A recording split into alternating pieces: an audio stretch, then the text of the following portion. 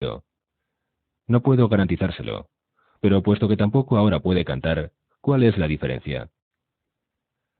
A Fontaine no le gustó la respuesta, por lo que, sin intentar disimular su desagrado, dijo: «Muchacho, usted no sabe lo que dice. Por su tono cualquiera diría que me está dando una buena noticia, cuando lo que me dice es que tal vez no podré volver a cantar nunca más.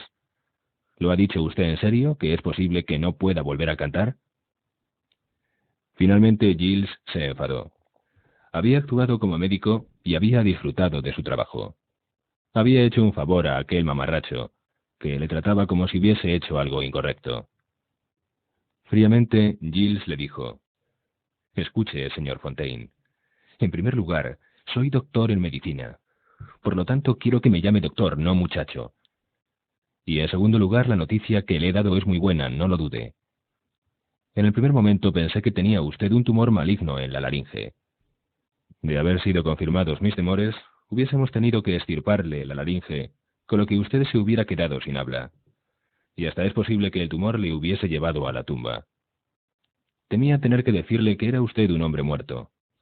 Por eso, cuando pude decir la palabra verrugas, no pude disimular mi alegría. Entre otras cosas porque me gustaba mucho oírle cantar, porque su voz me ayudó a seducir a más de una muchacha cuando yo era más joven, y porque es usted un verdadero artista. Pero déjeme que le diga que no le sobra sentido común. ¿Piensa que por el hecho de ser Johnny Fontaine es inmune al cáncer? ¿O a un tumor cerebral? ¿O a un ataque cardíaco? ¿Es que piensa que no morirá nunca? En la vida no todo es bonito. Y si quiere convencerse, dese una vuelta por este hospital. Seguro que terminará bendiciendo las verrugas. Así pues, déjese de tonterías y vayamos a lo que interesa. Su Adolphe Menjou, médico, puede encargarse de buscar al cirujano apropiado. Pero si trata de operarle él, le aconsejo que lo impida y que inmediatamente le haga arrestar por intento de homicidio. Giles se disponía a salir de la habitación cuando Valenti exclamó: «Bravo, doctor, así se habla». Entonces Giles le miró fijamente y le preguntó: «¿Siempre se emborracha antes del mediodía?» «Desde luego», respondió Valenti alegremente. Aún contra su voluntad, Giles no pudo evitar el ser amable al replicar: «Pero usted seguramente no ignora que si sigue en ese plan no durará ni 5 años». Valenti se puso a bailar alrededor del médico hasta que, cansado, se abrazó a él. Su aliento apestaba. «¿5 años?», preguntó riendo. «¿Tantos?». Un mes después de la operación, Lucy Mancini estaba sentada al borde de la piscina del Hotel de Las Vegas. En una mano tenía un vaso, mientras que con la otra acariciaba la cabeza de Giles, que estaba apoyada en el regazo de la muchacha. «No tienes por qué darte ánimos a base de combinados», dijo Giles bromeando. «En nuestras habitaciones tengo unas botellas de champán». «¿Estás seguro de que no será demasiado pronto?», preguntó Lucy. «El médico soy yo. Esta noche será la gran noche. ¿Te das cuenta de que voy a ser el primer médico del mundo en probar los resultados de su operación? Podré comparar el antes con el después, y escribiré la experiencia en las revistas especializadas». Tuvo que dejar de hablar porque Lucy le tiró de los cabellos con tanta fuerza que no pudo reprimir un grito de dolor. Lucy, sonriendo, le dijo: «Si esta noche no quedas satisfecho, la culpa será tuya». «Tengo plena confianza en mi trabajo. Fui yo quien lo planeó. Kellner se limitó a seguir mis instrucciones. Ahora debemos descansar, pues nos espera una noche de intensas investigaciones». Cuando subieron a sus habitaciones, ahora vivían juntos, Lucy se encontró con una agradable sorpresa. Una cena completísima y, junto a su copa de champán, un estuche conteniendo un anillo de compromiso, rematado por un enorme diamante. «Eso te demostrará lo mucho que confío en mi trabajo. Ahora veamos lo que hemos ganado». Se mostró muy tierno y gentil con ella. Al principio, Lucy estaba un poco asustada y hasta parecía rechazar sus caricias. Pero después, una pasión inmensa se apoderó de todo su cuerpo. Cuando se hubieron hecho el amor por vez primera aquella noche, Giles murmuró plácidamente: «Qué bien he podido trabajar». Lucy, a su vez, ronroneó: «Oh, sí, muy bien, muy bien». y entre risas empezaron a hacerse nuevamente el amor. Sexta parte. Capítulo 23. Después de 5 meses de exilio en Sicilia, Michael Corleone llegó a comprender el carácter de su padre y su propio destino. Llegó a comprender a hombres como Luca Brasi y el cruel Caporegime Clemenza, y también la resignación y el papel pasivo de su madre. En Sicilia vio lo que hubieran sido de haber escogido no luchar contra su destino. Entendió por qué el Don siempre decía: cada hombre tiene un solo destino. Y llegó asimismo a comprender el desprecio por la autoridad y el gobierno legales, el odio por quienes se atrevían a quebrantar la omerta, la ley del silencio. Vestido con ropas viejas y un gorro picudo, Michael había sido trasladado desde el barco anclado en Palermo hasta el interior de la isla, concretamente a una provincia del interior controlada por la mafia, donde el capo mafioso local debía un gran favor pretérito a su padre. En la provincia estaba la localidad de Corleone, cuyo nombre había tomado el Don al emigrar a América. Pero ya no vivía ninguno de los parientes del Don. Las mujeres habían muerto todas a edades muy avanzadas, mientras que los hombres o habían muerto en vendetas o habían emigrado a los Estados Unidos, al Brasil o a alguna provincia del norte de Italia. Más tarde, Michael sabría que el porcentaje de crímenes de la pequeña localidad era más alto que el de cualquier otro lugar del mundo.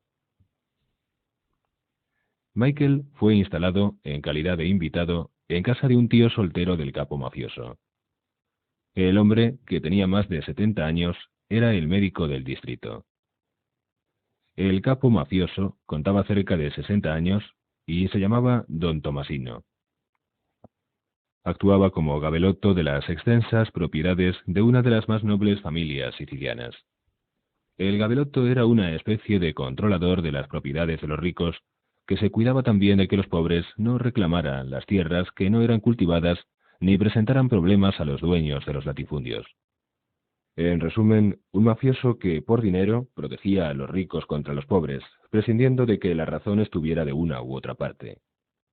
Cuando algún pobre campesino trataba de hacer valer la ley que le permitía comprar tierras no cultivadas, era él quien le amenazaba con hacerle pegar una paliza o con la muerte. Así de sencillo. Don Tomasino controlaba también las aguas de riego de la zona y se encargaba de torpedear todos los proyectos de construcción de presas. Los embalses hubieran arruinado el lucrativo negocio de vender el agua de los pozos artesianos que controlaba, pues al abaratarse el precioso líquido, aquel negocio montado cientos de años atrás se hubiese ido a pique. No obstante, don Tomasino era un mafioso anticuado, que nunca se hubiera dedicado al tráfico de narcóticos o a la prostitución. En esto, don Tomasino chocaba con la nueva generación de jefes de la mafia de las ciudades como Palermo, hombres que, influenciados por los gángsters americanos deportados a Italia, no tenían tales escrúpulos. El jefe de la mafia era un hombre corpulento y majestuoso, un hombre con arrestos, para ser gráficos, a quien todos temían. Bajo su protección, Michael nada tenía que temer, pero se prefirió mantener secreta su identidad. Por eso, Michael tuvo que permanecer dentro de los límites de la finca del doctor Taza, el tío del Don.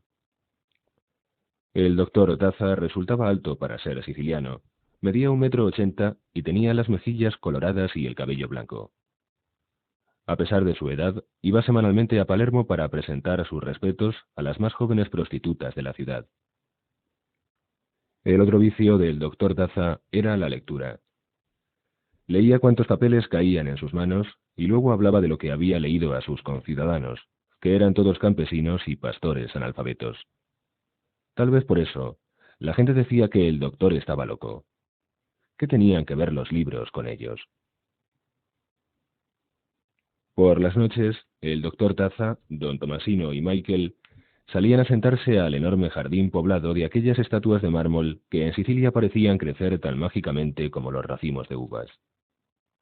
El doctor Taza gustaba de contar viejas historias de la mafia y Michael le escuchaba con gran atención. A veces, cuando el fuerte vino y el agradable ambiente del jardín hacían efecto en él, don Tomasino contaba alguna de sus experiencias. El doctor era la leyenda, el Don, la realidad. En el antiguo jardín aprendió Michael Corleone a conocer las raíces que alimentaron los primeros años de su padre. Supo que la palabra mafia había significado en su origen lugar de refugio, y que fue luego que se convirtió en el nombre de una organización secreta creada para luchar contra los poderosos que durante siglos habían manejado a su antojo al país y a sus gentes. Sicilia era una tierra que había sido más maltratada que cualquier otra del mundo. La Inquisición había torturado a ricos y a pobres. Los ricos terratenientes y la numerosa secuela de sus servidores habían ejercido poder absoluto sobre granjeros y pastores. Y la policía no era sino un instrumento del poder de estos, hasta el punto de que la misma palabra, policía, todavía constituye el peor insulto que un siciliano puede dirigir a otro. Los pobres habían aprendido a no demostrar su cólera y su odio por miedo a ser aplastados por aquel salvaje poder omnipotente. Habían aprendido a no proferir amenazas, pues de hacerlo, las represalias hubieran sido rápidas y terribles. Habían aprendido que la sociedad era su enemiga, y por ello, cuando querían justicia por alguna ofensa o agravio, acudían a la organización secreta, a la mafia. Y la mafia había cimentado su poder estableciendo la ley del silencio, la omerta. En el interior de Sicilia, si un extraño preguntaba el camino para ir a una localidad próxima, ni siquiera recibía respuesta. Y el peor crimen que un miembro de la mafia podía cometer era el de decir a la policía el nombre de la persona que había disparado contra él o el de quien le había causado cualquier perjuicio. La omerta se convirtió en la religión de la gente.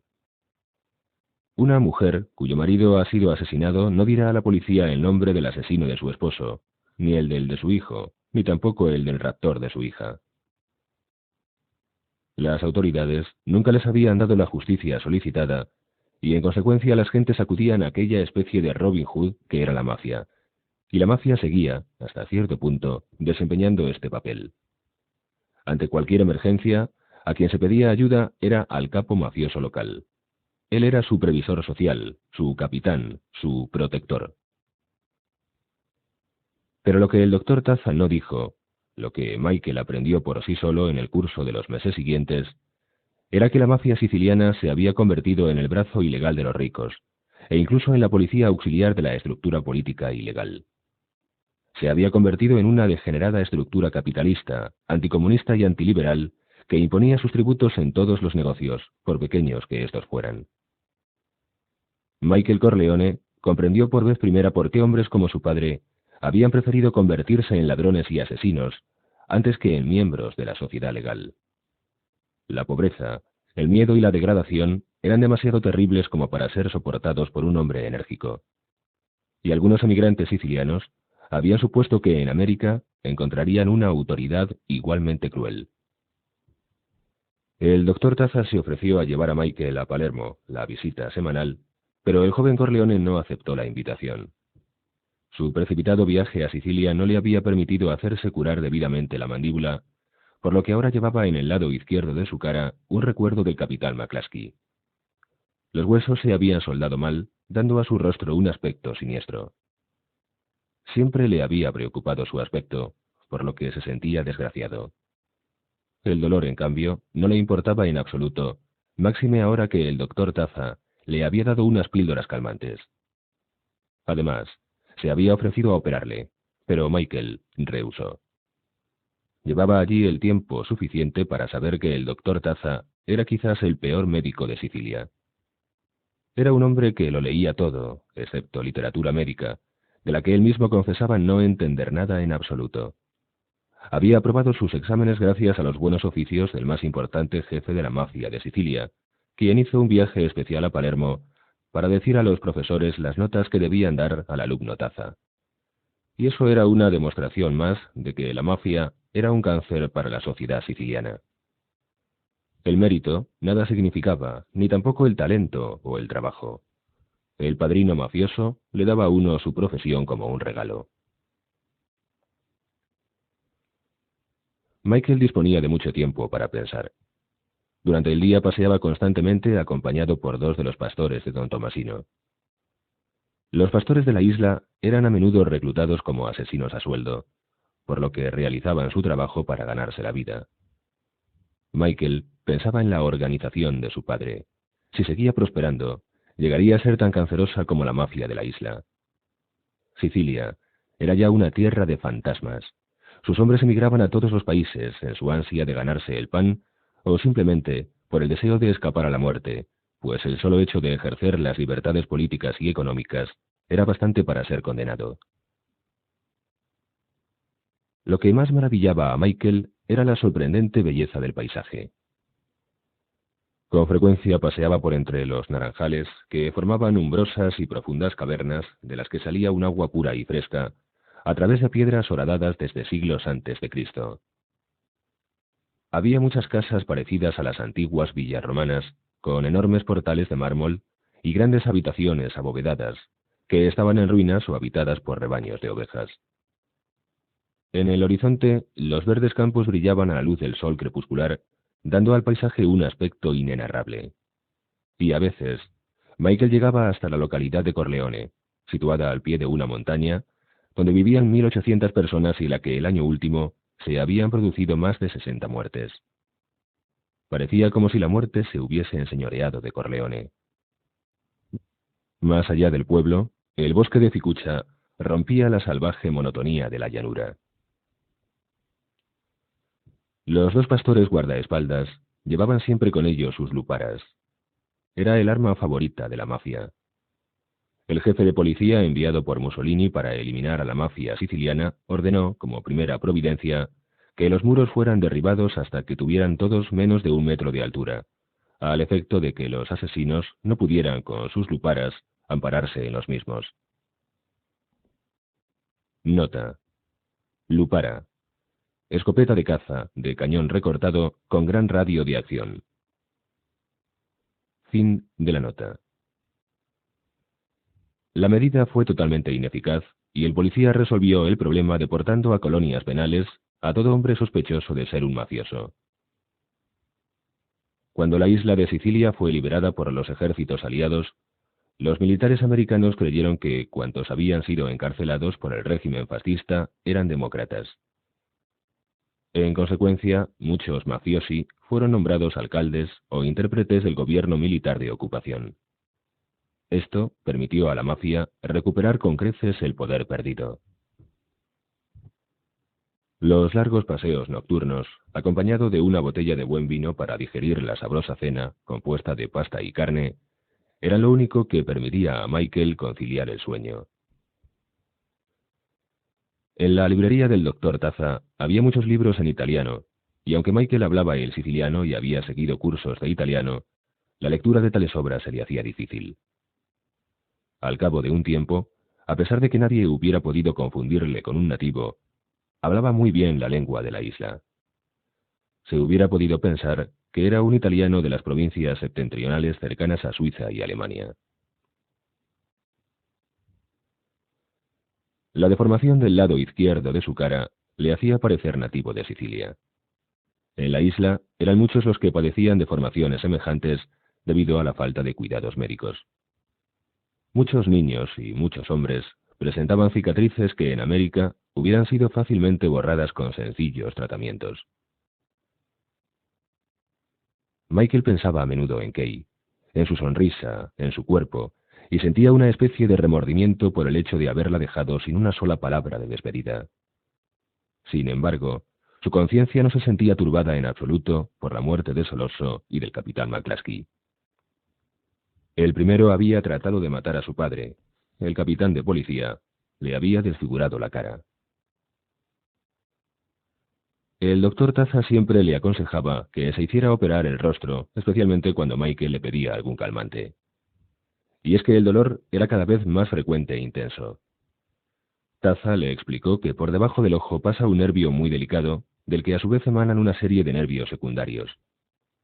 En realidad, la búsqueda de ese nervio era uno de los entretenimientos favoritos de los torturadores de la mafia, que para ello empleaban un punzón de romperhielo. En el caso de Michael, ese nervio había sido dañado.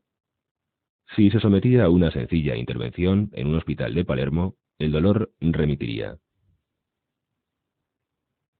Michael se negó. y cuando el doctor le preguntó por qué, Michael respondió: «Es un recuerdo de América». Y es que realmente el dolor no le importaba. Consideraba que era algo que podía soportarse perfectamente la mayor parte del tiempo, y estaba convencido de que, en cierto modo, purificaba. Cuando Michael empezó a sentirse aburrido, ya habían pasado cerca de 7 meses. Para entonces, don Tomasino apenas si aparecía por la villa, lo que hacía suponer que estaba muy ocupado. En realidad, el jefe mafioso empezaba a tener problemas con la nueva generación de Palermo, que ganaba mucho dinero con el auge posbélico del ramo de la construcción. Convencidos de su superioridad, trataban de imponerse a los mafiosi de antes de la guerra, a quienes consideraban como anticuados. Don Tomasino debía dedicar todo su tiempo a defender sus dominios. Así pues, Michael tenía que pasarse sin la compañía del viejo, debiéndose contentar con las historias del doctor Taza que comenzaban a repetirse. Un día, Michael decidió realizar una larga caminata. Iría hasta las montañas situadas más allá de Corleone. Naturalmente tuvo que soportar la compañía de los 2 pastores guardaespaldas, lo cual no era una protección contra los enemigos de la familia Corleone, sino una simple medida de precaución, ya que si un extranjero corría peligro, un nativo también. La región estaba infestada de bandidos y de miembros de la mafia que luchaban unos con otros, implicando a la vez a todo el que se atrevía a internarse en el escenario de sus luchas. Además, el caminante corría el peligro de ser confundido con un ladrón de pagliaios. Un pagliaio es una especie de cabaña con techo de paja, situada en los campos, que sirve para guardar los utensilios de los campesinos y para cobijar a los trabajadores en los momentos de descanso, a la hora de la comida del mediodía, etc. De este modo, los que trabajan en el campo no tienen que regresar a casa hasta la noche. En Sicilia, el campesino no vive junto a la tierra que cultiva. Es demasiado peligroso y, además, las tierras no son muy ricas. Vive en el pueblo y al clarear la mañana se traslada a los campos. El trabajador que al llegar a su pagliaio lo encuentra saqueado sufre un grave prejuicio. Y una vez que la ley se ha mostrado inoperante en la resolución del asunto, interviene la mafia y resuelve el problema, a su manera, claro está. Es decir, asesinando a varios ladrones de pagliaio sin más, con lo que resulta inevitable que se cometan injusticias, naturalmente. Y por ello se debía estar prevenido. Michael podía pasar junto a un pagliaio recién saqueado y ser acusado de haber cometido el robo, a menos que alguien declarara en su descargo. Una mañana, Michael Corleone salió a pasear por el campo, seguido como siempre por los 2 pastores. Uno de ellos era un individuo muy primitivo, silencioso como un muerto e impasible como un indio. Tenía las facciones morunas y era delgado como suelen serlo los sicilianos jóvenes. Se llamaba Calo. El otro pastor era más extrovertido. Algo más joven que su compañero, había visto un poco del mundo gracias a que la guerra le cogió sirviendo en la marina. Sin embargo, lo cierto es que apenas si tuvo tiempo de hacerse llenar el cuerpo de tatuajes, pues su barco no tardó en ser hundido, y él fue hecho prisionero por los ingleses. Al acabar la guerra, sus tatuajes le convirtieron en el hombre famoso de su aldea, pues los sicilianos no suelen llevar tatuajes, quizá no tanto porque no les guste, como porque no tienen oportunidad de hacérselos, aunque en sus carros y tartanas suelen pintar escenas rurales llenas de gracia. A pesar de ello, el pastor, que se llamaba Fabricio, al regresar a su aldea natal, no se sentía muy orgulloso de sus tatuajes, uno de los cuales, el que llevaba en el vientre, hecho sobre todo para tapar una mancha roja de nacimiento, representaba una escena muy cara al honor siciliano. Se veía a un marido apuñalando a un hombre y a una mujer desnudos y en actitud de estar haciéndose el amor. Algunas veces, Fabricio sequiaba a Michael con queso fresco, todavía húmedo, y le acribillaba de preguntas sobre América, pues a este no le había sido posible ocultar su verdadera nacionalidad. Sin embargo, no sabían exactamente quién era. Únicamente sabían 2 cosas: que había tenido que huir de América y que no era conveniente meterse en Honduras respecto a su persona. Michael y sus 2 compañeros inseparables Solían dar largos paseos por los polvorientos caminos, donde de vez en cuando se cruzaban con carretas pintadas tiradas por asnos. Los campos ofrecían un aspecto magnífico, rebosantes de flores, naranjos, almendros y olivos. Precisamente, eso había sido una de las sorpresas de Michael. Convencido de la exactitud de la legendaria pobreza de los sicilianos, él había esperado encontrar una tierra reseca e igualmente pobre.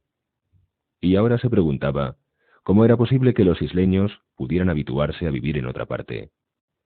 Indudablemente, el gran éxodo de lo que parecía ser un Edén demostraba lo malvados que algunos hombres debían ser con los demás. Cierto día, Michael salió con la intención de ir hasta la población costera de Mazara, para luego, por la noche, regresar a Corleone en autobús. Así, cansándose, pensaba poder dormir toda la noche de un tirón. Los dos pastores llevaban unas bolsas de saco llenas de pan y queso para comer durante el trayecto. También llevaban sus luparas, como si fueran de caza. Hacía una mañana maravillosa. Michael se sentía como cuando, de niño, salía de su casa temprano, a principios del verano, para ir a jugar a la pelota.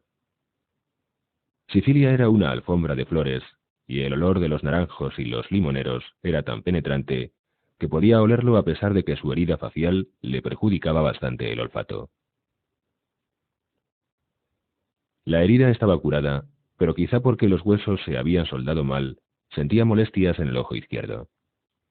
Además, y también a causa de la herida, tenía que sonarse continuamente, por lo que debía llevar siempre consigo una buena provisión de pañuelos. Ahora, en Sicilia, se había acostumbrado a hacer como los campesinos, a tirar los mocos al suelo, a pesar de que siempre le había disgustado siquiera pensarlo. Se notaba la cara pesada. El doctor Daza le había dicho que ello era debido a la presión causada por la fractura mal curada. Más concretamente, que había sido una fractura del arco cigomático y que si hubiese sido tratada antes de que los huesos se soldaran, la cosa se hubiera arreglado sin dificultad. Un instrumento parecido a una cuchara, que servía para colocar el hueso en su sitio, hubiera bastado. Ahora, no obstante, en opinión del doctor, tendría que ser internado en un hospital de Palermo, donde debería someterse a una intervención quirúrgica maxilofacial. Michael no había querido oír más. Dijo que ni hablar. Aunque, a decir verdad, más que el dolor, más que el continuado flujo de su nariz, lo que le molestaba sobremanera era aquella sensación de pesadez en el rostro. Aquel día, los tres paseantes no llegaron a la costa. Después de andar unos 25 kilómetros, se sentaron a la sombra de un naranjo para comer y beber un poco. Fabrizio no paraba de decir que un día se iría a América. Después de comer se echaron, y cuando Fabrizio desabrochó su camisa, dejando ver el tatuaje de su barriga, todos se rieron con el hombre y la mujer desnudos a los que el marido burlado apuñalaba. Fue entonces cuando Michael fue atacado por lo que los sicilianos llaman el rayo. Más allá del naranjal, se extendían los verdes campos, propiedad de un barón, y frente al mismo, al otro lado de la carretera, se erigía una villa, de aspecto tan romano que parecía sacada de las ruinas de Pompeya. Era un pequeño palacio, de enorme pórtico de mármol y esbeltas columnas griegas. Procedentes de allí, se acercaban un grupo de muchachas campesinas, acompañadas por dos robustas matronas completamente vestidas de negro. Eran del pueblo y acababan de cumplir con sus deberes para con el varón, consistentes en limpiar y barrer el palacio, preparándolo para la estancia invernal de su propietario. Ahora cogían flores con las que adornar todas las habitaciones, las rosadas sula, las de los naranjos y limoneros. Las muchachas, que no se habían dado cuenta de la presencia de los tres hombres, se iban acercando. Llevaban unos delantales multicolores, y aunque ninguna de ellas llegaba a los 20 años, sus cuerpos estaban plenamente desarrollados.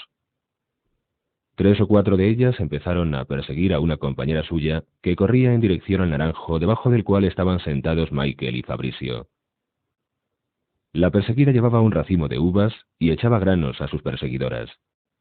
Tenía el cabello de un color negro brillante y su cuerpo parecía querer escapar de la piel que lo envolvía. Cuando estuvo muy cerca del naranjo, detuvo instantáneamente su carrera al darse cuenta de la presencia de los dos hombres.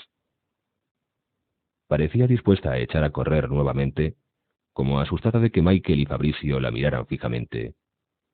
Toda ella era un conjunto de óvalos. Sus ojos, su rostro, su figura, todo era ovalado. Su piel morena y sus ojos, sus enormes ojos de color negro, protegidos por unas largas pestañas, eran impresionantes. Su boca, sin ser excesivamente grande, era carnosa y de aspecto dulce, pero no débil. Era tan increíblemente atrayente que Fabrizio, en broma, aunque un poco demasiado alto, exclamó: «Acoge mi alma, Jesucristo, que me estoy muriendo». La muchacha, como si hubiera oído al demonio, regresó corriendo junto a sus compañeras. Al correr, sus caderas parecían querer reventar el estrecho vestido, aunque era evidente que ella no se daba cuenta de lo provocativa que resultaba. Cuando llegó al lado de sus amigas, extendió el brazo en dirección al naranjo a cuya sombra se sentaban los tres hombres, y se alejó con ella, riendo, bajo la escolta de las dos matronas vestidas de negro. En cuanto a Michael, sin saber cómo, se encontró de pie y con el corazón latiendo más aprisa de lo normal. Se sentía un poco aturdido y notaba que la sangre bullía en su cuerpo. Ahora sentía intensamente los 1000 perfumes de la isla. El aire olía a naranja, a limón y a flores. El cuerpo no le pesaba. Se sentía en otro mundo. Por fin, oyó la risa alegre de los dos pastores. «Ha sido atacado por el rayo, ¿eh?», dijo Fabrizio, dándole una palmada en el hombro. Incluso Calo adoptó una actitud amistosa, dándole un amistoso golpecito en el brazo mientras decía: «Tómeselo con calma, hombre». Michael estaba tan anonadado que realmente se hubiera dicho que acababa de atropellarle un coche o algo por el estilo. Fabrizio le pasó la botella de vino y Michael bebió un largo trago. El vino le ayudó a aclarar su cabeza.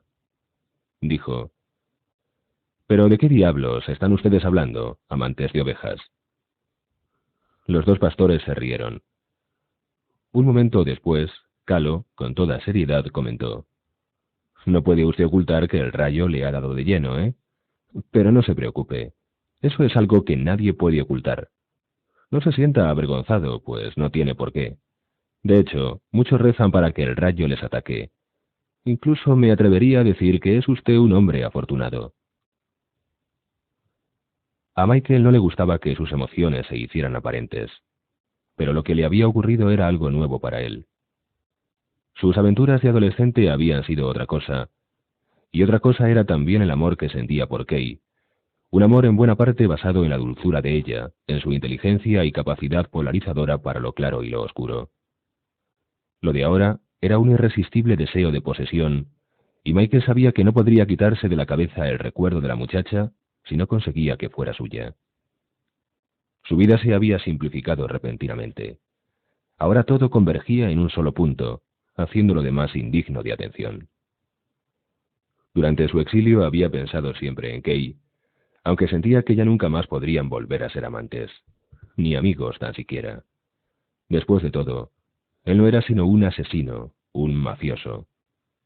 Pero ahora, Kay se había borrado de su mente. Fabrizio dijo secamente: «Iré al pueblo a informarme. Quién sabe, tal vez sea más asequible de lo que nos imaginamos. Para el rayo existe solo un remedio, ¿eh, Calo?». El otro pastor hizo un grave gesto de asentimiento. Michael no dijo una sola palabra. Se limitó a seguir a los dos pastores que habían comenzado a andar camino del cercano pueblo. El pueblo, como muchos otros, tenía una plaza con una fuente en medio. Pasaron por una calle en la que había algunas tiendas, unas cuantas tabernas y un café con 3 o 4 mesas en la acera. Los dos pastores se sentaron en una de las mesas y Michael se unió a ellos. No se veía ni rastro de las muchachas. El pueblo parecía desierto. Solo se veían algunos niños y un hombre que, evidentemente, no estaba en sus cabales. El dueño del café se acercó a la mesa. Era un hombre corpulento y bajo, tan bajo que parecía un enano. Le saludó muy cordialmente y puso un plato de garbanzos encima de la mesa. Como ustedes son forasteros, permítanme un consejo. Pruebe mi vino. La uva es de mi propia viña y lo han hecho mis hijos. Mezclan las uvas con naranjas y limones. Es el mejor vino de Italia. Les trajo el vino en una jarra y los tres hombres estuvieron de acuerdo en que todavía era mejor de lo que decía el dueño del café. Era de un color casi negro y tan fuerte como el coñac. Dirigiéndose al propietario del establecimiento, Fabrizio dijo: «Seguramente conoce usted a todas las muchachas del pueblo. Hace un rato, por la carretera, vimos a un grupo de chicas muy bonitas». Y señalando a Michael prosiguió: «Una de ellas ha impresionado a nuestro amigo». El tabernero miró fijamente a Michael.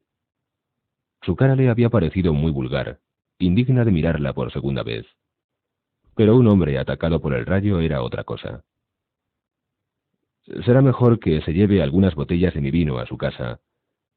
El vino le ayudará a conciliar el sueño». Michael preguntó al hombre: «¿Conoce usted a una muchacha que tiene el cabello rizado? Es muy morena y tiene los ojos grandes, unos ojos verdaderamente negros. ¿Vive en este pueblo una chica como la que le he descrito?» El hombre, cortés pero secamente, respondió: «No, no la conozco». Y dichas estas palabras entró en el café. Los tres hombres bebieron lentamente y cuando hubieron terminado la jarra pidieron otra. Pero el dueño del café no se presentó a servirles. Fabrizio entró en el local. Cuando volvió junto a los dos, Fabrizio hizo una mueca y dijo a Michael: «Lo que me figuraba. Se trata de su hija, y ahora el hombre está pensando en cómo jugarnos una trastada. Me parece que lo mejor será que nos vayamos a Corleone». A pesar de los meses que llevaba en la isla, Michael no había podido acostumbrarse a la susceptibilidad siciliana en asuntos sexuales, y el caso del propietario del café era muy extremado, aun para un siciliano. Pero los dos pastores parecían considerar el asunto de forma diferente a como lo hacía Michael. Se habían levantado y le estaban esperando. Fabrizio dijo: «El viejo bastardo ha dicho que tiene dos hijos, dos tipos duros a los que un solo silbido de su padre les basta para hacer lo que sea. Será mejor que nos marchemos». Michael le dirigió una fría mirada. Hasta entonces había sido un joven tranquilo y amable, un típico americano, pero todos sabían que algo muy viril había hecho, puesto que se ocultaba en Sicilia. Esta era la primera vez que los dos pastores habían visto la helada mirada de un Corleone. Don Tomasino, que conocía la historia y la identidad de Michael, le trató desde el primer momento con todo respeto. Pero aquellos rústicos pastores se habían formado su propia y particular opinión de Michael, una opinión no muy elevada, a decir verdad. La frialdad de la mirada de Michael, la palidez de su cara, borraron instantáneamente la familiaridad con que ambos hombres le habían tratado hasta entonces. Cuando vio que ambos le presentaban respetuosamente su atención, Michael les dijo: «Hagan salir al dueño del café». No dudaron un solo instante. Se pusieron sus luparas al hombro y entraron en el café. Segundos después, Fabrizio y Calo reaparecieron con el tabernero entre ambos. El hombre no parecía en modo alguno asustado, pero sí algo preocupado. Michael se acomodó en su silla y estudió atentamente al hombre. Segundos después, con toda suavidad, dijo: «Comprendo que le he ofendido, señor, al hablarle de su hija. Le presento mis más sinceras excusas. Soy forastero y no conozco las costumbres del país. Quiero que sepa que en mis palabras no había falta de respeto, ni hacia usted ni hacia ella». Los dos pastores estaban profundamente sorprendidos.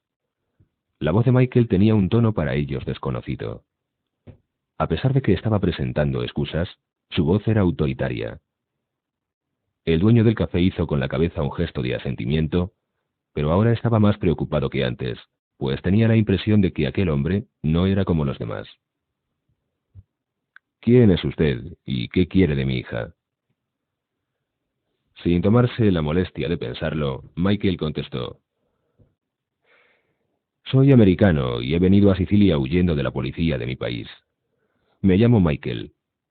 Si informa usted a la policía, seguro que ganará una fortuna, pero si así lo hiciera, su hija, más que ganar un marido, perdería un padre. Quiero conocer a su hija. Con el permiso de usted y bajo la supervisión de su familia, naturalmente. Con todo decoro y con todo respeto. Soy un hombre cabal y en modo alguno quiero deshonrar a su hija. Quiero conocerla, hablar con ella y luego, si ambos estamos de acuerdo, nos casaremos. Si no, nunca más volverán a verme. Pienso que puedo no caer bien a su hija y en tal caso no podré hacer nada. Pero si no es así, le diré de mí todo lo que el padre de una esposa debe saber. Los dos pastores y el padre de la muchacha le miraban con aire sorprendido. Fabricio, con temor reverente, dijo: «Es el verdadero Rayo». El dueño del café, por vez primera, no parecía tan desdeñoso ni tan seguro de sí mismo. Su enojo parecía haberse evaporado. Finalmente preguntó: «¿Es usted amigo de los amigos?». Dado que la palabra mafia no podía ser pronunciada en voz alta por un siciliano, esta era la forma en que el dueño del café le preguntaba si era miembro de ella. Así se hacía siempre, aunque no era habitual preguntar directamente a la persona interesada. «No, en este país soy forastero», repuso Michael. El hombre le dirigió una nueva y escrutadora mirada, fijándose especialmente en el lado izquierdo de su cara y en las largas piernas, muy raras entre los sicilianos. Miró también a los dos pastores, que llevaban sus luparas completamente a la vista, y recordó cómo le habían dicho minutos antes que su padrone quería hablar con él. Les había respondido que lo único que deseaba era que aquel hijo de perra se marchara, pero uno de los pastores le había contestado que era mejor que aceptara salir a hablar con él. Y algo le dijo que sería mejor salir, como algo le decía ahora que sería conveniente no mostrarse descortés con el forastero. «Venga el domingo por la tarde. Me llamo Vitelli y mi casa está en la parte alta del pueblo. Pero será mejor que venga al café. Después iremos a mi casa». Fabricio empezó a decir algo, pero Michael, con una mirada, le hizo callar. Esto a Vitelli no le pasó desapercibido. Por ello, cuando Michael se levantó para estrecharle la mano, el dueño del café aceptó el apretón y sonrió.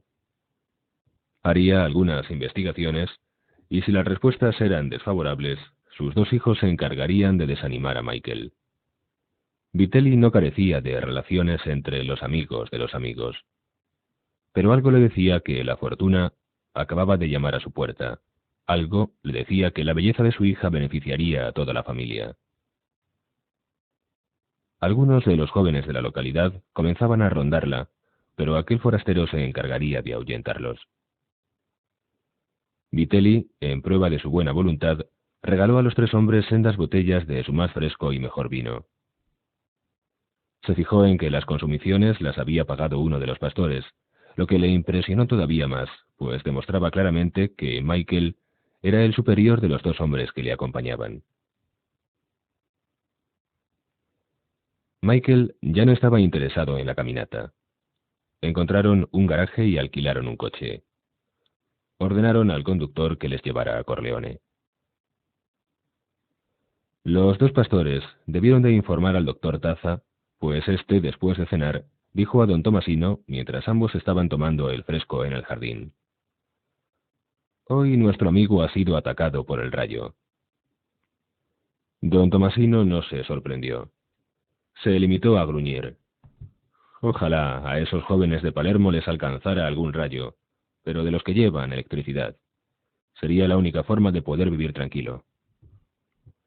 Hablaba de la nueva generación de mafiosi de las grandes ciudades que en Palermo pretendían imponerse a los viejos como él. Michael dijo a Tomasino: «Quiero que ordene a esos dos pastores que me dejen solo el próximo domingo. Voy a cenar a casa de una chica, y no deseo moscones a mi alrededor. Tu padre me hizo responsable de tu seguridad, Michael. No puedes pedirme eso. Otra cosa. Estoy enterado de lo de esa chica y sé también que has hablado de matrimonio. No puedo permitir que el asunto siga adelante sin antes haber hecho informar a tu padre. Michael decidió mostrarse prudente, ya que, después de todo, don Tomasino era un hombre de respeto. Don Tomasino, usted conoce a mi padre. Cuando alguien le dice no, se vuelve completamente sordo y no recupera su oído hasta que la respuesta es sí. Pues bien, mi no lo ha oído muchas veces. Comprendo lo de los guardias. No quiero causarle a usted ningún problema y dejaré que vengan conmigo el domingo. Pero si quiero casarme, me casaré. Convendrá usted conmigo que si no le permito a él inmiscuirse en mi vida privada, sería insultante. Insultante para mi padre, quiero decir, que se lo permitiera a usted. Muy bien, pues, dijo el capo mafioso. Pero que sea casamiento. Sé lo que es el rayo, ese rayo. Ten en cuenta que ella es una buena muchacha y que su familia es muy respetable. Si la deshonras, su padre intentará matarte. Conozco muy bien a la familia, ¿sabes? Tal vez la muchacha no me encuentre de su gusto. Es muy joven y puede pensar que soy demasiado mayor para ella. Vio que los dos hombres sonreían. Otra cosa, necesitaré algún dinero para hacerle un regalo, añadió Michael, y también me hará falta un automóvil. Fabricio se ocupará de eso, dijo don Tomasino. Es un muchacho muy listo. En la marina le enseñaron mecánica. Por la mañana te daré algún dinero y luego haré informar a tu padre de lo que está ocurriendo. Es algo que tengo la obligación de hacer. Michael estaba satisfecho. Al cabo de un momento preguntó al doctor Taza. ¿Tiene usted algo para evitar que de mi nariz salgan mocos continuamente? Sospecho que a la muchacha no le gustaría verme sonar sin parar. Te daré unas gotas antes de que vayas a verla. Tu cara quedará un poco adormecida, pero no te preocupes. No creo que vayas a besar a la muchacha enseguida. De todos modos, el efecto será pasajero. Dichas estas palabras, el doctor Taza y don Tomasino esbozaron una sonrisa socarrona. El domingo siguiente, Michael pudo disponer de un Alfa Romeo destartalado, pero con el motor en buenas condiciones. Unos días antes había ido en autobús a Palermo para comprar regalos para la muchacha y su familia. También se había enterado de que se llamaba Apolonia, y todas las noches soñaba en su hermosa cara y en su bonito nombre.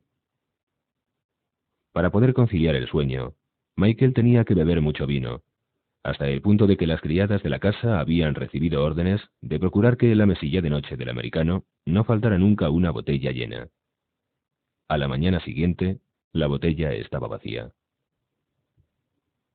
Llegado el domingo, y mientras todas las campanas de Sicilia llamaban a los fieles, Michael se puso al volante del Alfa Romeo y se dirigió al pueblo, donde aparcó el automóvil frente al café.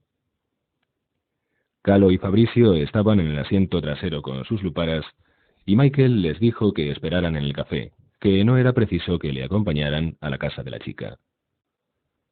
El café estaba cerrado, pero Vitelli les estaba esperando, apoyado en la barandilla de la desierta terraza. Se estrecharon todos las manos, y luego Michael cogió los 3 paquetes, los regalos, echando a andar colina arriba hacia la casa de Vitelli. Cuando él y el hombre llegaron, se percató de que la casa era más espaciosa de lo normal en Sicilia, lo que demostraba que los Vitelli no eran pobres. Dentro de la casa había varias imágenes de la Madonna, encerradas dentro de campanas de cristal y con velas encendidas escoltándolas. Los 2 hijos de Vitelli les estaban esperando, vestidos con el traje oscuro de los días festivos. Eran muy corpulentos y tenían poco más de 20 años, aunque parecían de más edad, debido al duro trabajo de la granja. La madre era una mujer vigorosa, tan robusta como su marido. De la muchacha, sin embargo, no se veía ni rastro. Después de las presentaciones, a las que Michael no prestó la más mínima atención, todos pasaron a una habitación que lo mismo podía ser una sala de estar que un comedor. Estaba atestada de muebles de todas clases y podía considerarse exponente de una familia de la clase media siciliana.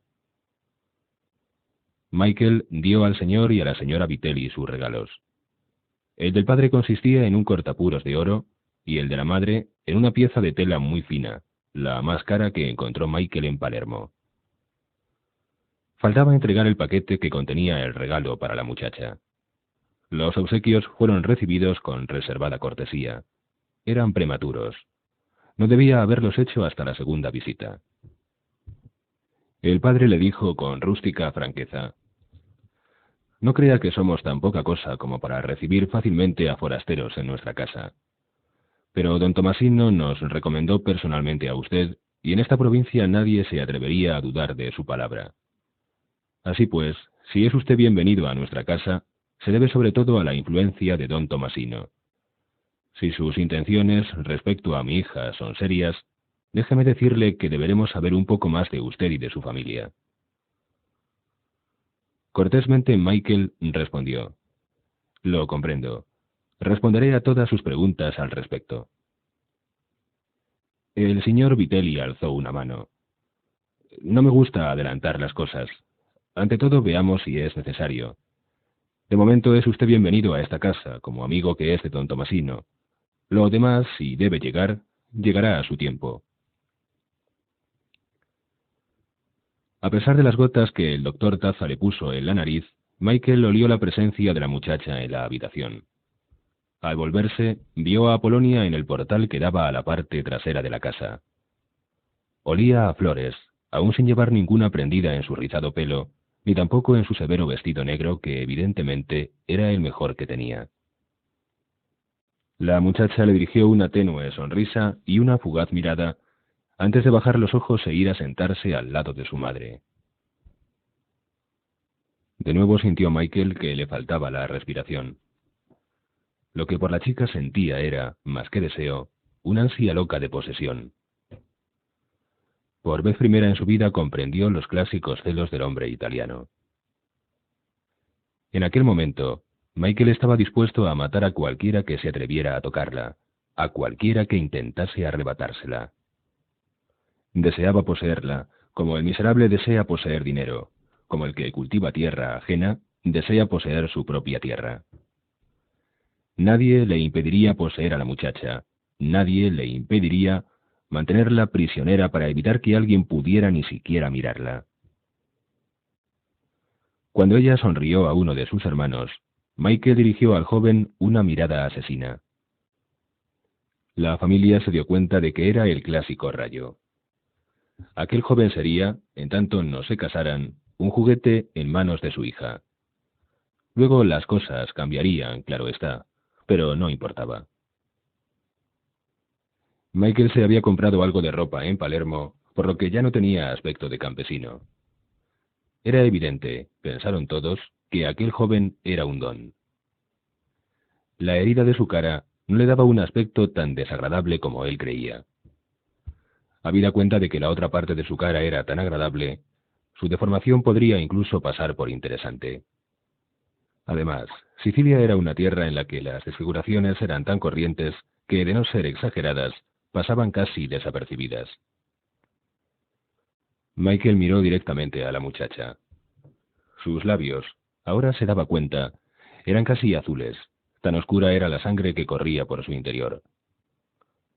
Sin atreverse a pronunciar su nombre, Michael dijo a Apolonia: «El otro día la vi en el naranjal mientras corría. Espero no haberla asustado».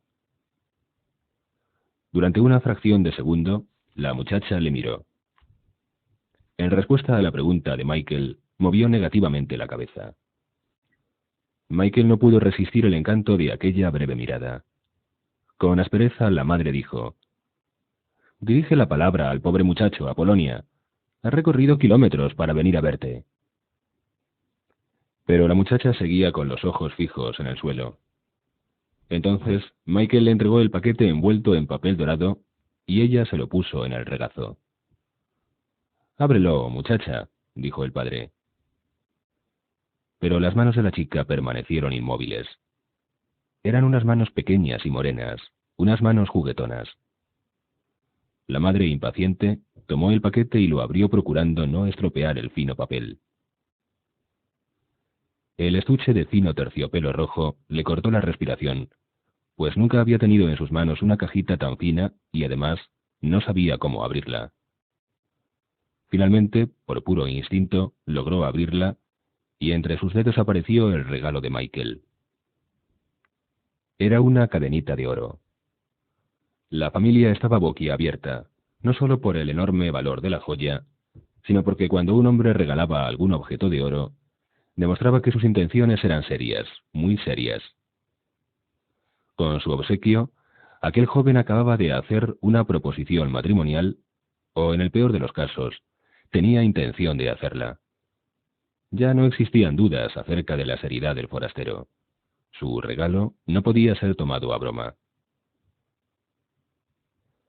Apolonia todavía no había tocado el regalo.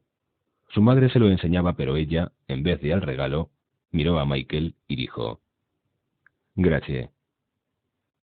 Era la primera vez que Michael oía su voz. Era tímida, y su timidez la hacía a los ojos de Michael todavía más encantadora. Michael, a quien la mirada de la muchacha confundía, siguió hablando a sus padres. No obstante, se dio cuenta de que su vestido, a pesar de que no podía considerarse demasiado estrecho, parecía incapaz de contener el cuerpo de Apolonia. Y se fijó también en que ahora la cara de la muchacha parecía todavía más morena, debido sin duda a que estaba sonrojada. Finalmente, Michael se levantó y lo mismo hizo la familia Vitelli. Se despidieron estrechándose las manos, y Michael sintió escalofríos cuando su mano entró en contacto con la de ella. Una mano cálida y fuerte, una mano de campesina.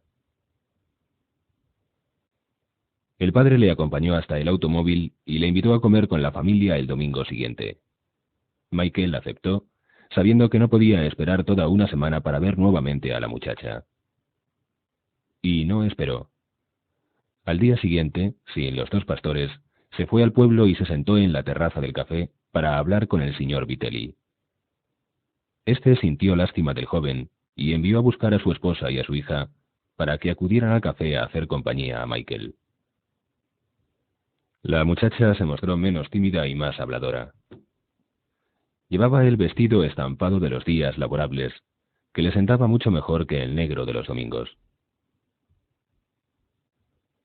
El martes ocurrió lo mismo, solo que Apolonia llevaba puesta la cadena de oro que él le había regalado 2 días antes. Michael le sonrió, sabiendo que el hecho de que llevara la cadena tenía su significado.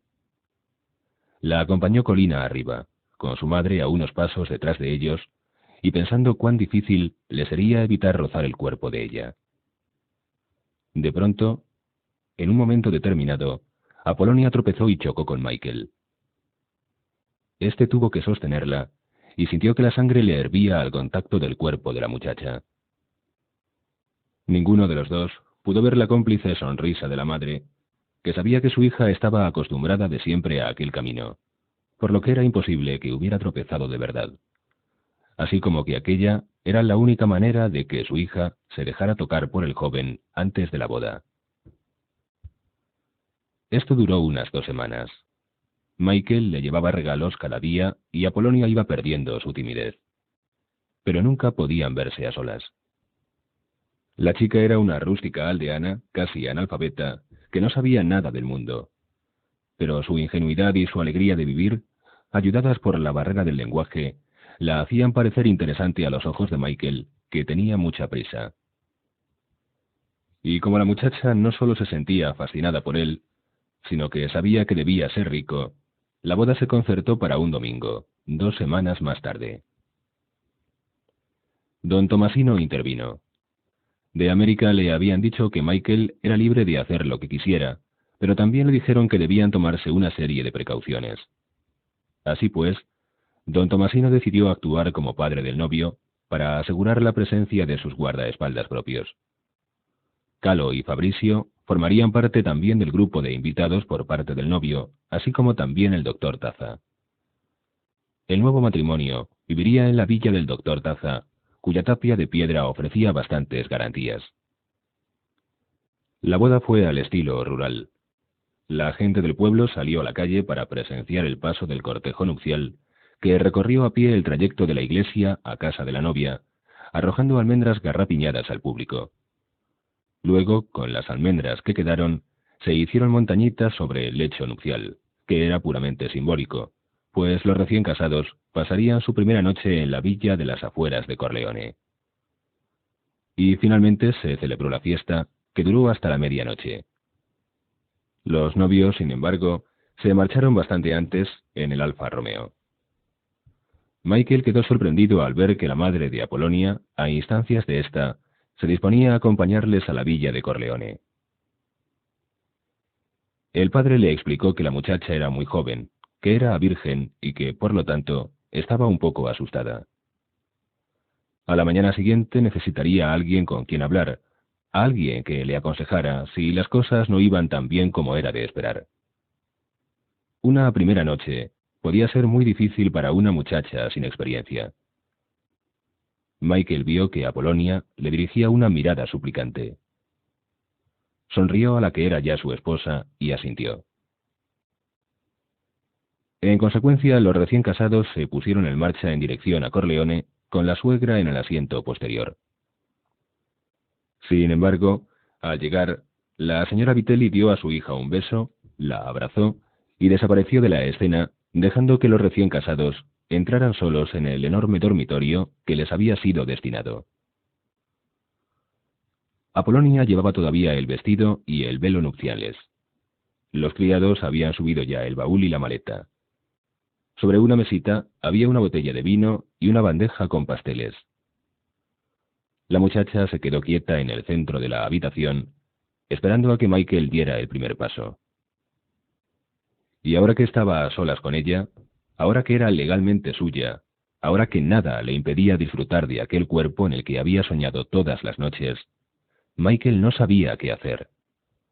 Miró cómo dejaba el velo sobre una silla y cómo colocaba cuidadosamente la corona nupcial encima de una de las mesitas, repleta de los frascos de perfumes y cremas que él había comprado en Palermo. Michael apagó las luces, pensando que la muchacha prefería que la oscuridad ocultara su cuerpo mientras se desvestía. Pero la luna siciliana, que se filtraba a través de las ventanas, daba una relativa claridad al dormitorio. Así pues, también cerró un poco las ventanas, aunque no del todo, pues hacía mucho calor. La muchacha seguía de pie junto a la mesa del centro, por lo que Michael salió de la habitación y bajó al cuarto de baño. Luego tomó un vaso de vino con el doctor Taza y don Tomasino en el jardín, mientras las mujeres se preparaban para acostarse. Esperaba que a su regreso, Apolonia estaría ya metida en la cama. Le extrañaba que la madre no la hubiese ayudado a desvestirse. Tal vez Apolonia hubiese deseado que la ayuda partiese de él. Pero estaba seguro de que esto último no podía haber pasado por la mente de la muchacha, pues era demasiado tímida e inocente. Al regresar al dormitorio, Michael se sorprendió de la completa oscuridad reinante. Las ventanas estaban cerradas del todo. A tientas se acercó a la cama y notó el cuerpo de Apolonia debajo de las sábanas. Se desvistió por completo y se metió en el lecho. Alargó una mano y tocó una desnuda y sedosa piel. Era evidente que Apolonia no se había puesto el camisón, cosa que encantó a Michael. Lentamente, con sumo cuidado, puso una mano en el hombro de ella para que se volviera hacia él. La muchacha se volvió despacio y se echó en sus brazos. Michael la abrazó fuertemente y la besó con pasión. Sus cuerpos se apretaron el uno contra el otro. Cuando hubieron terminado, siguieron estrechamente abrazados, como si quisieran prolongar su placer. En el curso de las noches que siguieron, Michael Corleone comprendió el porqué de la importancia que los pueblos socialmente primitivos concedían a la virginidad. Fue un periodo de sensualidad que nunca antes había experimentado. Una sensualidad mezclada con un sentimiento de poder masculino. En aquellos primeros días, Apolonia se convirtió casi en su esclava. Existiendo confianza y amor, La conversión de una muchacha virgen en mujer es algo tan delicioso como una fruta en su punto exacto de madurez. Ella, por su parte, aclaró un poco la más bien espesa atmósfera masculina que se respiraba en la villa. Había despedido a su madre al día siguiente de la boda. La mesa de la casa, presidida por ella, tenía un nuevo encanto. Don Tomasino cenaba con ellos todas las noches, y el doctor Taza en el jardín contaba una y otra vez sus viejas historias, mientras bebían unos vasos de buen vino. Las veladas, pues, eran plácidas y agradables. Luego, en su dormitorio, los recién casados pasaban horas haciéndose el amor. Michael no se cansaba del escultural cuerpo de Apolonia, ni de su cutis color miel, ni de sus grandes y bellos ojos negros, unos ojos que la pasión embellecía todavía más. Su olorosa carne tenía para Michael un enorme poder afrodisíaco. Y su pasión virginal igualaba el anhelo nupcial de Michael, por lo que a veces clareaba ya la aurora cuando, rendidos, se dormían. Otras veces, y a pesar del cansancio, Michael no podía conciliar el sueño.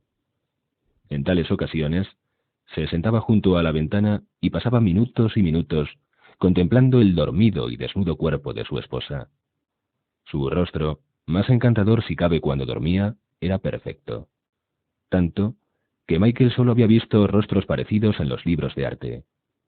Era un rostro de Madonna, virginal y sensual al mismo tiempo. Durante la primera semana de su matrimonio, Michael y Apolonia salieron cada día a merendar al campo y a pasear con el Alfa Romeo. Pero un día don Tomasino dijo a Michael que el matrimonio había hecho que su presencia e identidad fueran conocidos de todos en aquella parte de Sicilia, por lo que sería preciso tomar precauciones contra los enemigos de la familia Corleone, pues sus largos brazos llegaban incluso hasta aquel refugio.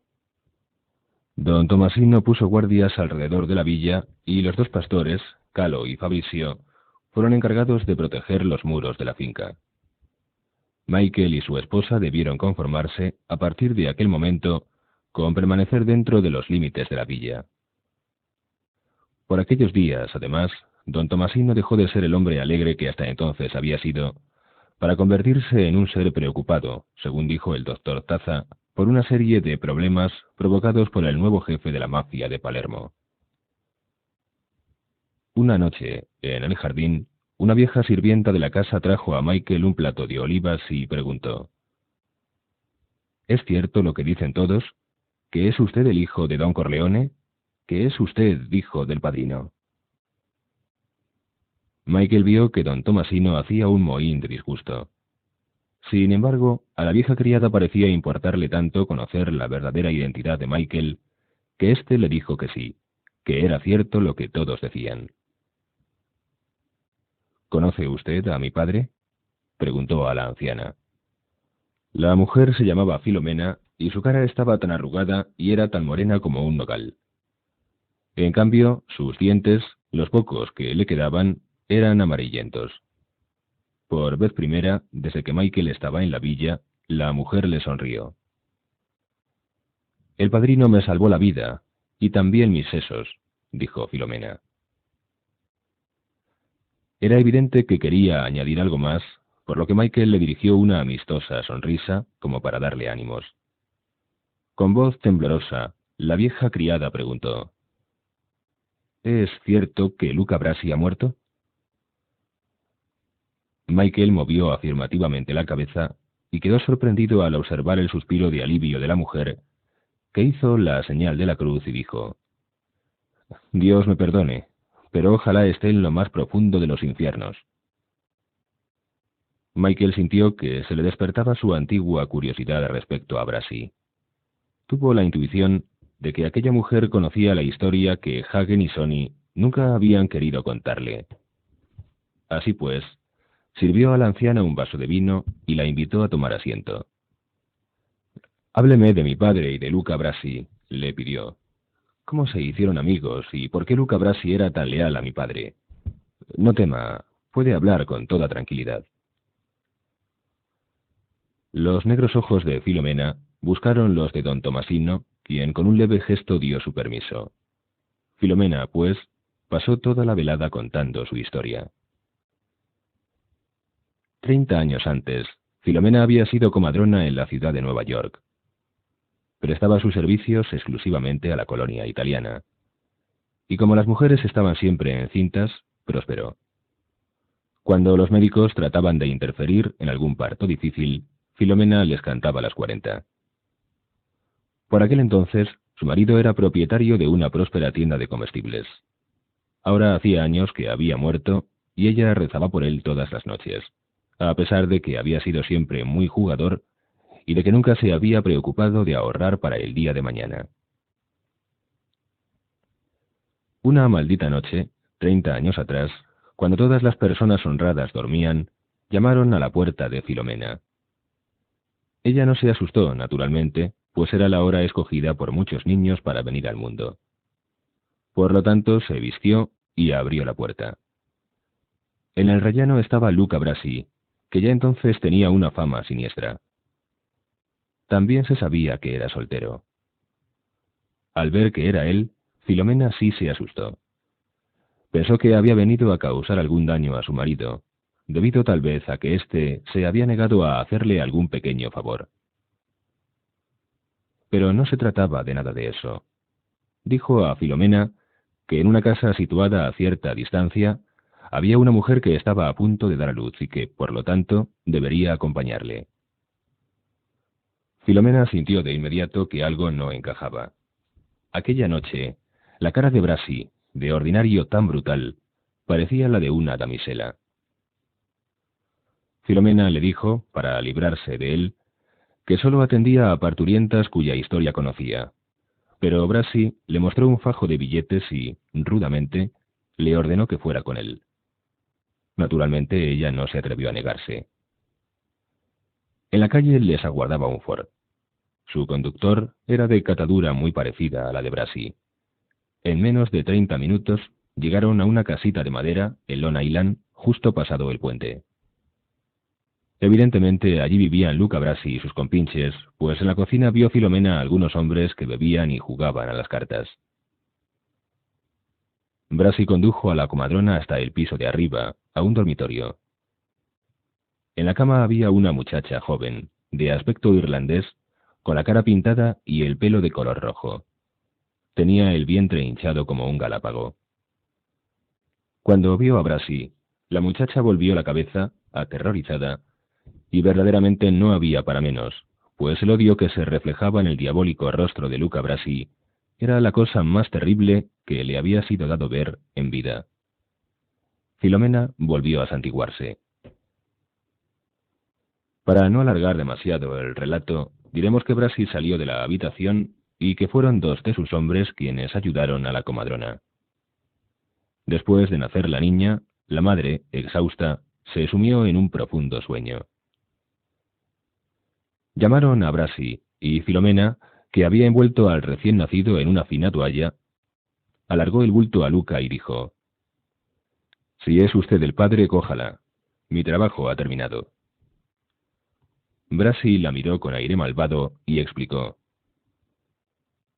«Sí, soy el padre, pero no quiero que viva nadie de esa raza. Llévela al sótano y échela a la caldera». De momento, Filomena pensó que no había oído bien. Le extrañaba el tono que había dado a la palabra raza. ¿Era porque la chica no era italiana? ¿O quizá porque era una muchacha de la calle, es decir, una prostituta? ¿Querría decir que no quería que viviera nada de su propia raza, de la de él? Era imposible. Brasi había hablado en broma. Filomena secamente replicó: «Es su hija. Haga lo que quiera». Y trató de entregarle nuevamente a la niña. En aquel momento la madre despertó y volvió la vista hacia ellos. Pudo ver cómo Luca Brasi arrojaba violentamente a la recién nacida contra el pecho de Filomena. Con voz débil, la pobre muchacha dijo: «Lo siento, Luca, lo siento». Rápidamente Brasi se volvió hacia ella. Fue terrible, realmente terrible. Parecían 2 animales salvajes. No eran humanos. Su mutuo odio estalló con furiosa violencia. En aquellos momentos nada existía para ellos, ni siquiera la niña recién venida al mundo. Y, sin embargo, era evidente que entre ellos existía una extraña pasión. Pero nada bueno podía esperarse de una pasión como la de aquellos dos seres. Estaba condenada. Luego, Luca Brasi se volvió hacia Filomena y dijo ásperamente: «Haga lo que le digo. Le pagaré una fortuna». Filomena quedó muda de terror. Movió negativamente la cabeza y tras un gran esfuerzo pudo murmurar: «Hágalo usted, que es el padre». Pero Brasi no respondió. En su mano apareció un cuchillo que acercó a la garganta de Filomena. «Le voy a cortar la cabeza», rugió. La comadrona sufrió entonces un fuerte colapso y sea como fuere se encontró de pronto en el sótano, con Luca. Seguía sosteniendo a la niña, que había permanecido completamente silenciosa. De haber llorado, pensaba Filomena, tal vez aquel monstruo hubiese sentido lástima. Uno de los hombres debía de haber abierto la puerta de la caldera, pues se veía el fuego. Brasi volvió a sacar el cuchillo, y a Filomena no le cupo duda alguna de que lo utilizaría. A un lado tenía las llamas, al otro los ojos de Brasi, unos ojos bestiales, de loco. Sintió que el hombre la empujaba, como si quisiera hacerla entrar en el horno y... Al llegar a este punto, Filomena cayó. Juntó ambas manos sobre su regazo y miró fijamente a Michael. Este, que comprendió su problema, preguntó: ¿lo hizo? Filomena asintió, y solo después de beber un buen sorbo de vino, de santiguarse y de musitar una plegaria, pudo continuar su relato. Brasi le dio un fajo de billetes y la condujo hasta su casa. Ella sabía que si decía una sola palabra del asunto a alguien, él la mataría. 2 días después, se enteró de que Brasi había asesinado a la muchacha irlandesa, a la madre de su hija, y estaba arrestado por la policía. Filomena, sumamente asustada, fue a ver al padrino y le contó la historia. Don Corleone le ordenó que nada dijera, que él se ocuparía de arreglarlo todo. Por aquel entonces, Brasi no trabajaba para Don Corleone. Antes de que Don Corleone pudiera ocuparse del asunto, Luca Brasi trató de suicidarse en su celda, cortándose la garganta con un trozo de vidrio. Fue trasladado a la cárcel hospital y mientras se recuperaba, Don Corleone lo arregló todo. La policía se encontró sin pruebas que llevar a los tribunales, por lo que Luca Brasi fue puesto en libertad. Aunque Don Corleone aseguró a Filomena que nada tenía que temer de Brasi, como tampoco de la policía, la comadrona sentía remordimientos. Sus nervios estaban destrozados y no se veía con fuerzas para seguir ejerciendo su profesión. Finalmente, consiguió persuadir a su marido de que vendiera la tienda y regresaran a Italia. Su marido, que era un buen hombre, lo sabía todo y supo comprender. Pero era un hombre débil, y en Italia perdió el poco dinero que habían ahorrado en América.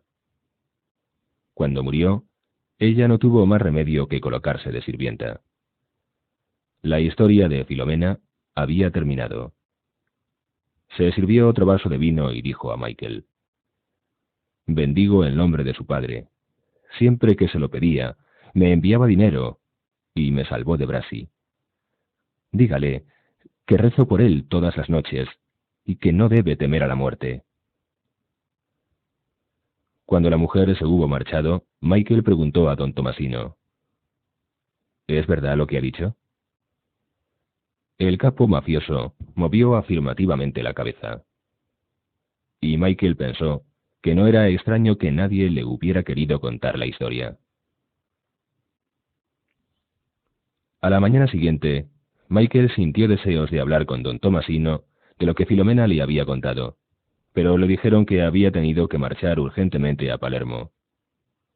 Cuando regresó, por la noche, se llevó aparte a Michael. «Habían llegado noticias de América», le dijo. «Noticias malas, muy malas». Santino Corleone había sido asesinado. Capítulo 24. El sol siciliano llenaba con su color cetrino de madrugada el dormitorio de Michael. Se despertó y al